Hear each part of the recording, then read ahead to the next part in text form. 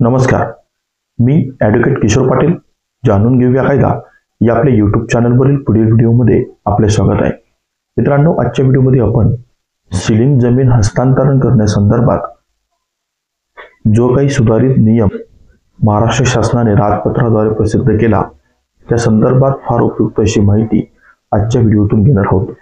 मित्रांनो, व्हिडिओला सुरुवात करण्या अगोदर तुम्ही जर आजपर्यंत आपले चॅनल सबस्क्राईब केले नसेल किंवा तुम्ही जर आज पहिल्यांदा आपल्या चॅनलला भेट दिली असाल तर ते चॅनल आज रोजी लगेच सबस्क्राईब करा, जेणेकरून मी देत असलेली कोणतीही नवनवीन अपडेट ही तुम्हाला व्हिडिओ मिळत राहील.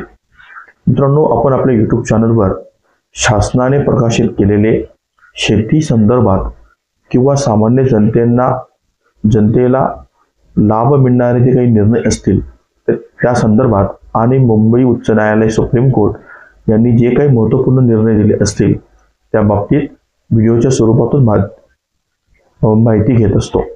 त्याचप्रमाणे आज देखील आपण सन 2001 मध्ये महाराष्ट्र शासनाने सीलिंग जमीन हस्तांतरण करायची असेल तर कोणकोणत्या स्वरूपाचे नियम आणि अटी या तुम्हाला पूर्ण करावे लागतील किंवा ज्या व्यक्तीला ती जमीन घ्यायची असेल तर त्याने कोणती काळजी घ्यायला हवी या बाबतीत सविस्तर अशी माहिती आजच्या व्हिडिओतून घेत आहोत. मित्रांनो, आपल्या सगळ्यांना माहीत असेल की सीलिंग जमीन ही अशी जमीन असते की ती जमीन शासनाकडनं एखाद्या शेतकऱ्याला भाडेतत्वावर प्रदान केली जाते. सीलिंग जमिनीचं जे धार असतं किंवा सीलिंग जमीन ही स्वातंत्र्य सैनिक, शेतमजूर आणि यांना जी काही जमीन दिली जाते शासनाकडनं तर त्या जमिनीला आपण सीलिंग जमीन असे म्हणतो. सीलिंग जमीन जर ओळखायची असेल तर त्यासाठी सातबाऱ्यावरती 3 गोष्टी महत्त्वाचे बघणं आवश्यक असतं. पहिली गोष्ट म्हणजे त्याचा भोगवटा वर्ग 2 हा असतो. त्या जमिनीचा भोगवटा वर्ग हा 2 असतो. त्यानंतर त्या जमिनीवर सीलिंग कायद्याने प्राप्त जमीन असा एक शेरा असतो आणि त्याच्याच खाली सक्षम प्राधिकाऱ्याच्या पूर्वपरवानगीशिवाय हस्तांतरणास बंदी असा देखील शेरा असतो.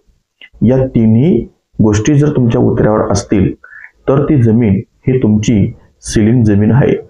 परंतु काही वेळेस सीलिंग जमीन असताना देखील महसूल विभागाकडनं झालेल्या चुकांमुळे सदरची जमीन ही सीलिंग आहे किंवा काय याबाबतचे ज्ञान होत नाही किंवा बोध होत नाही. तर अशा परिस्थितीत तुम्हाला जर ती जमीन घ्यायची असेल तर त्या जमिनीचा पूर्ण टायटल सर्च तुम्ही घेणं आवश्यक असतं. ती जमीन ज्या दिवसापासून त्या व्यक्तीला प्राप्त झाली असेल त्या दिवसापासूनचे सर्व फेरफार, सातबारी उतारे, 8 बघणं गरजेचं आहे, जेणेकरून त्या जमिनीचं मूळ स्वरूप कुठलं हे आपल्याला कळू शकेल. त्यानंतर जर ती जमीन सीलिंग जमीन असेल तर त्या जमिनीचं हस्तांतरण हे सहजासहजी करता येत नाही, कारण त्या जमिनीच्या महसूल दप्तरी सक्षम प्राधिकाऱ्याच्या हस्तांतरणास बंदी असा शेरा असल्यामुळे त्या जमिनीचं हस्तांतरण हे तुम्हाला जो सीलिंग कायदा आहे त्यानुसार त्याच्यातील कलम 29 आणि 28 यातील तरतुदींचं काटेकोरपणे पालन करून म्हणजे परवानगी घेऊन तुम्हाला त्या जमिनीचं हस्तांतरण करता येतं. परंतु या सुधारित नियमानुसार जर त्या जमिनीचं हस्तांतरण करायचं असेल तर अशा परिस्थितीमध्ये तुमच्याकडे 3 मुख्य कारणं असणं गरजेचं आहे.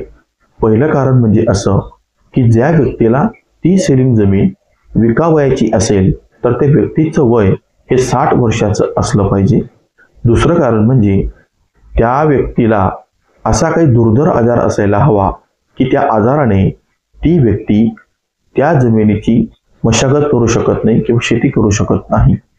आणि तिसरं महत्त्वाचं कारण म्हणजे असं की ती जमीन जर तुम्हाला विकायची असेल तर त्या जमिनीच्या चालू बाजार भावाच्या अनार्जित रकमेच्या 75% रक्कम तुम्ही शासनाला देण्याची तयारी असेल तरच अशा 3 परिस्थितींमध्ये तुम्हाला ती जमीन ही विकता येते.